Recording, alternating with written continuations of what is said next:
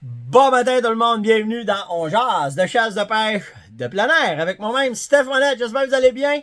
J'espère que vous avez passé une bonne journée hier. Ouais, c'était une journée de wave hier, hein, avec l'article de Michel Langevin. Ben pas l'article, mais l'émission de radio que j'ai faite avec Michel.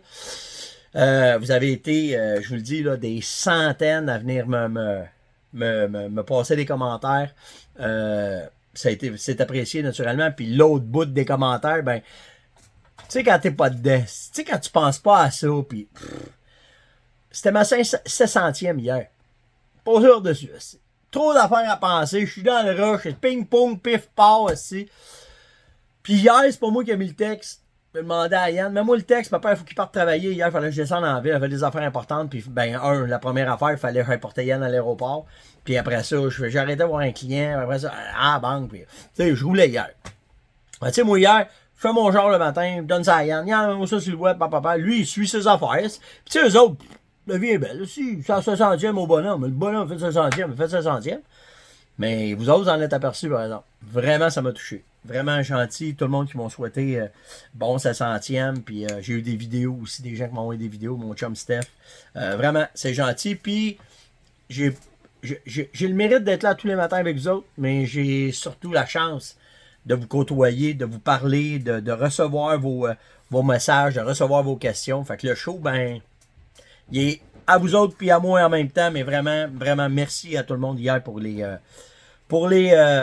commentaires puis les encouragements. Là, je ne sais pas si je voulais m'en aller là matin, mais ça me tente de m'en aller là. Tu sais, quand on a parlé de l'émission, tu sais, je vous dis qu'il y a plein de monde, parce que hier, on a fait une mise au point, moi puis Michel, ceux qui n'ont pas pu écouter l'entrevue radio, ben, il y a une game qui joue présentement au ministère, puis on l'a dénoncé. Puis si on s'est planté, tu sais. Mais pour de vrai, c'est ce qu'on pensait, puis il n'y a pas personne qui nous répond. Parce qu'il n'y a pas personne qui nous répond, on a le droit de penser ce qu'on veut, puis quand tu penses ce que tu veux, ben ça, c'est comme dans les couples, hein. Ta blonde a fait quoi, toi tu fais de quoi, puis tu te parles pas, ben toi tu penses qu'elle est fauchée, puis elle pense que t'es fauché, puis si tu te parles pas, ben vous boudez tous les deux, puis là les deux, puis à un moment donné, si ça s'en va sur le divorce, si tu te parles pas, tu sais. Puis nous autres, ce que je déplore, c'est la langue de bois du ministère, c'est la langue de bois, puis d'étirer le temps, puis on le sait, s'il étire le temps, ben il n'y a rien qui va se faire. Fait que c'est ça hier qu'on a parlé un peu. Je vois un portrait rapide de ce qui s'est dit hier. Mais après ça, j'ai reçu des commentaires. Des commentaires positifs, des commentaires négatifs, beaucoup de commentaires respectueux. Ça, il n'y a pas de commentaires. Autant positifs que négatifs, pas personne qui était irrespectueux. Mais là, je donne pas de nom le matin. Ça me tente pas de brosser de la merde, là.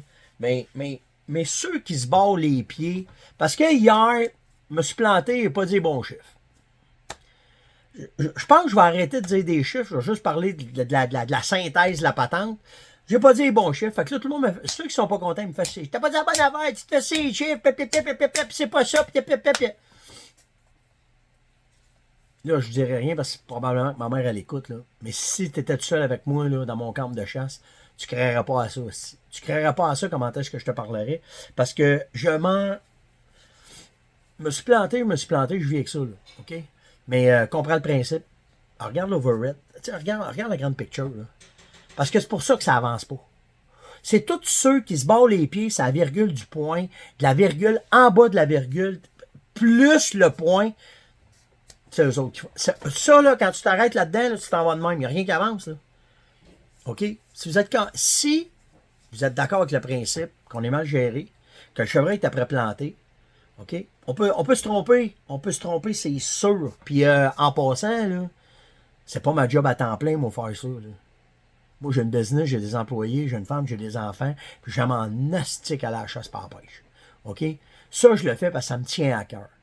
Si t'es pas capable de comprendre que je peux me planter, puis tu peux pas excuser ça, puis là, tu passes ton temps à me ramasser sa crise de virgule, là, ben garde, je suis à moyenne de te bloquer, mon chum. OK? Il y en a 2-3, là. Ça s'en vient. Là, je vous endure par respect pour ce que vous avez peut-être accompli à un moment donné. Mais là, je te le dis, là, j'aurais plus de temps à parler avec vous autres, OK? Regarde la big picture, lâche les astis de détails. C'est juste ça que j'ai à dire un matin.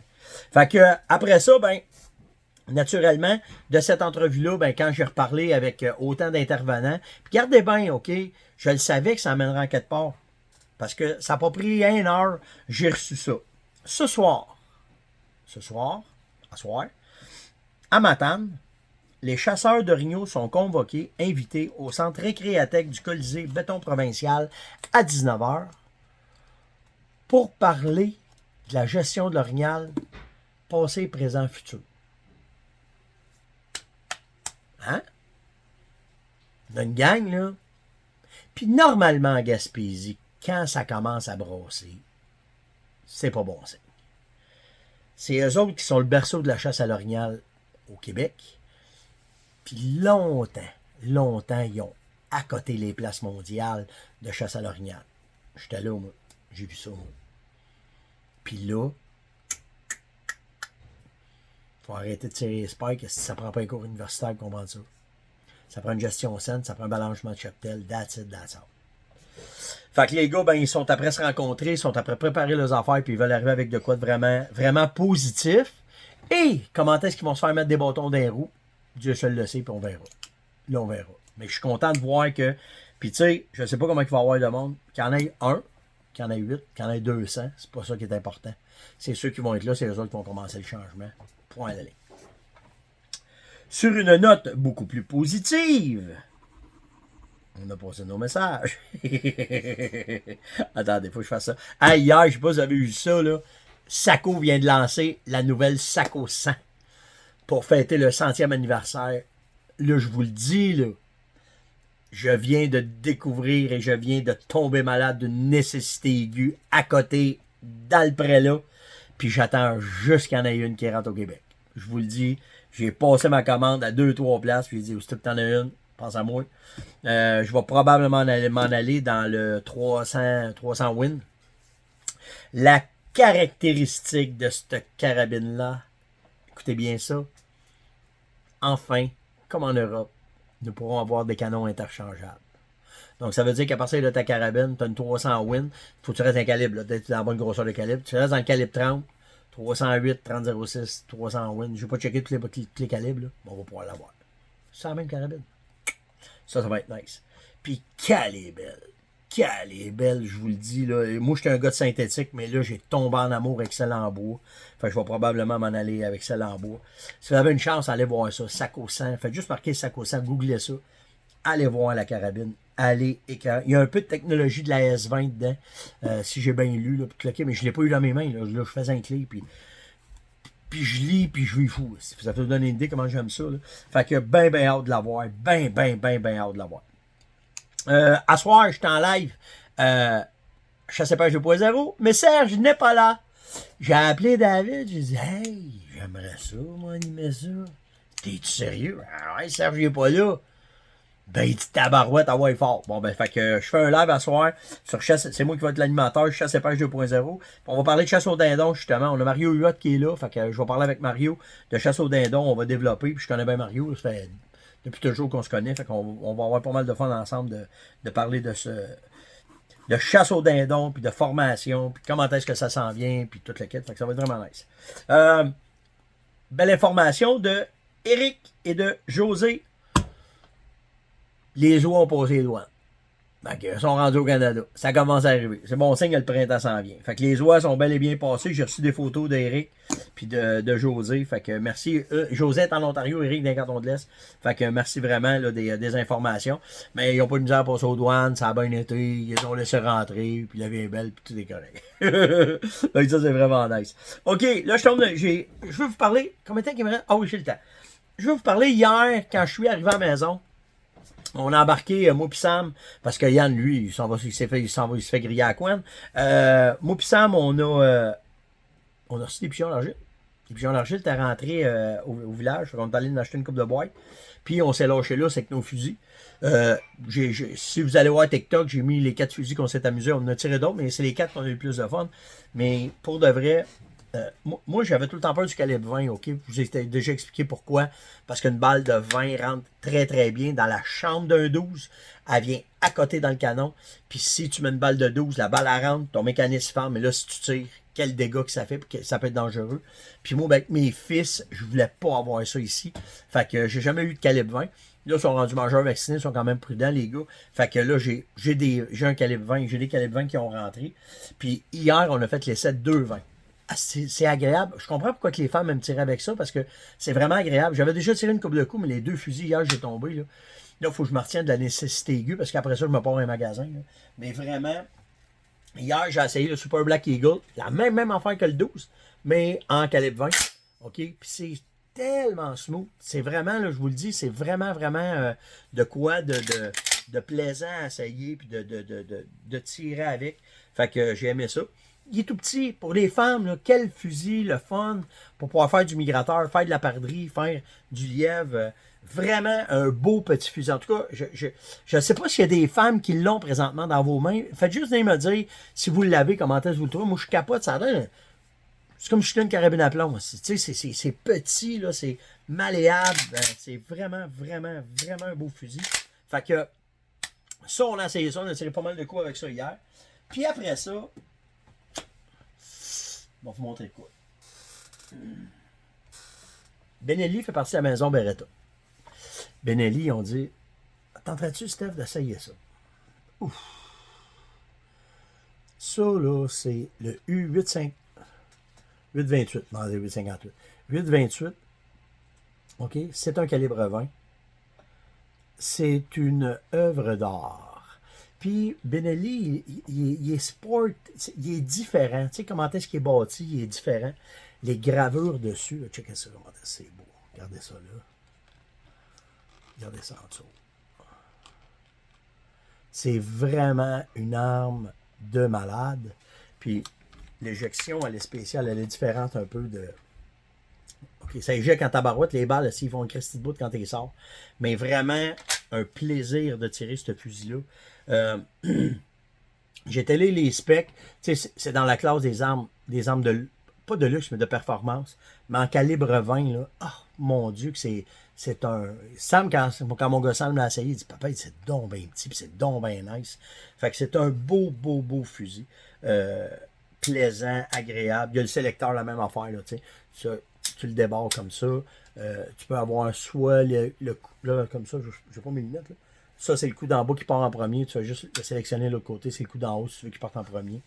Vraiment une arme de qualité et de choix. Je vous le dis, là. Mais on a tiré on a tiré une caisse de pigeons hier. Puis, on a pu débarquer de ça. C'est le fun en tabarouette. Là. Après ça, on a sorti les autres. J'ai un autre fusil que je me suis acheté cette année. Là. Je vous le montrerai. Un fusil de faire du petit gibier. Je suis après le tuner. Je suis après le préparer. Puis quand je vais avoir tout vu ce que c'était, c'est présentement le fusil le plus léger qui se fait pour faire du petit gibier. C'est Beretta qui l'a fait. Fait que je vais vous revenir avec ça.